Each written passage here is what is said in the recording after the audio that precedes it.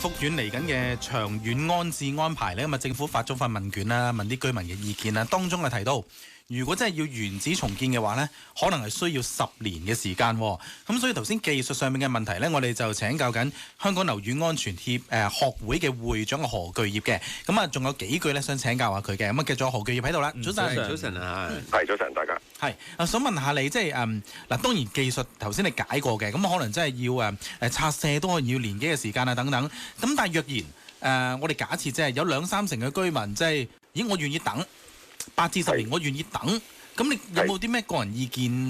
你覺得如何呢？嗱，坦白講，呢個咧就係一個咁政府一個好重要嘅平衡嘅決定啦。但係技術上，如果可能有部分，譬如有部分，咁如果政府亦都覺得需要喺社會覺得尊重呢啲居民嘅，咁可能重建翻可能3座咁樣先算啦。咁其他我諗政府而家拋出嚟嘅選項咧，我覺得係一個比較全面嘅，大家可以揀，你要揀錢都得，你要揀樓換樓都得，但係唔同區域都有得俾你揀。咁你都係時間啦。咁我覺得咧，如果你話真係最後要堅持有部分原址咧，咁大家要有個心理準備，或者大家真係所有業權人都要有共識，就係你會要耐啲。咁但係中間技術上政府就可能要再諗啦。拆完之後剩翻嘅土地佢做乜？但我個人覺得就政府曾經講過，覺得話都唔會再係建屋噶啦，亦都唔會拎翻出嚟建屋嗰度賣。咁但係如果自己業主想係留翻喺度再住，咁佢要承擔第二嗰個嘅樓宇嗰個價值嘅風險啦。第二就係話喺過程裏邊，其實係咪完全嘅時間掌握得咁好咧？咁我呢個有共識就得㗎啦。重點就係在於如果政府大家想照顧大家所有嘅攞個最大公約數係做到大家嘅意願嘅，咁大家亦都必須有啲嘅，我某程度都係一個大家共識同埋妥協咧，就係盡量做嘅啫。你可能原本同你一模一樣嘅，嘅建築，因為你喺度原址，你可能要求話跟原有嘅設計。咁如果你搬去第二度，啲人有其他業主就變咗唔同咗，冇以前咁好使，或者係完咗，咁會唔會做大家呢個共識咧？喺過程裏邊又會改變啦。嗱，呢個改變咧，我相信政府需要好肯定嘅，因為對政府進行呢個嘅重置或者呢個所謂因素安排。嗱，我相信呢個唔係補償，唔係賠償。我諗政府做緊一個因素嘅安排係好重要，係其實有性質係咁嘅。所以大家係咪可以攞到呢個共識？講下會唔會有業主話我都想翻嚟？咁中間有好多變數。其實我覺得最大嘅變數就係大家喺個共識上邊嘅變數，係咪可以一定確定到？因為好多工作係冇辦法推展嘅。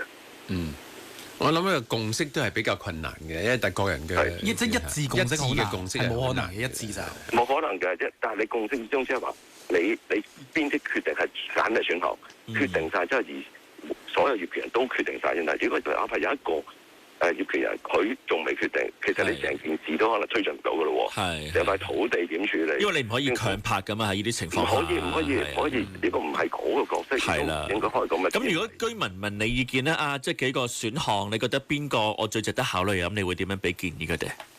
嗱，我個人嚟講咧，當然我明白。其實我覺得，如果喺我嗰度最緊要就係點盡快就有一個永久嘅居所，解決大家個即係個心理嘅包袱同埋安頓自己嘅生活。所以我本來我自己嘅做即係當然我唔係其中一位居民啦，但係我自己覺得揾到一個最快可以入住嘅居所，而個質素唔差得過以前好多嘅。當然有唔同區域嘅問題，但係個建築質素一定好過以前嘅話。其實我覺得最緊要最快揾到，譬如係樓換樓，我會覺得會唔會係一個比較可能都有部分居民覺得一個最快同埋有更多彈性嘅選擇咯。重建一地重建都好啦，其實你個設計未必同以前一樣㗎啦。其實就哪怕做下路西，我相信佢因為以前已經做緊一個局部工程㗎，你唔係咁靈活完全做到而家居民想做嘅嘢，同埋呢個過程咧太多討論嘅技術討論。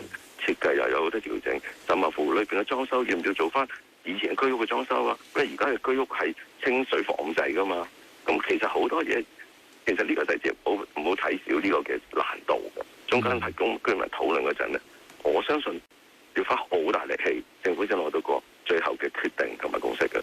咁回購價嗰度都係有困難嘅，而且根據而家嘅房話，平均實用尺價8000蚊咁計，如果以補價單位咧，係都幾難喺嗰度買得翻。你幾難買得翻一個新嘅單位？呢個我我都相信係。不過亦都大家要留意下呢個樓宇本身嘅狀況，亦都有借幾啲係一個特殊情況咯。而且我相信係咪完全可以等價攞翻一個新樓咧？我諗好難。咁你話業主攞好多錢出嚟補亦都困難。所以我覺得你話去樓換樓就可以勉強呢一方面嘅角度，因為即係我相信大家都可能想盡快安頓㗎嘛。安頓就有間樓就係最好嘅安頓。係啊。好，咁啊嗱，呢一節咧，我哋先多謝何巨業同我哋分析下佢嘅意見啦。咁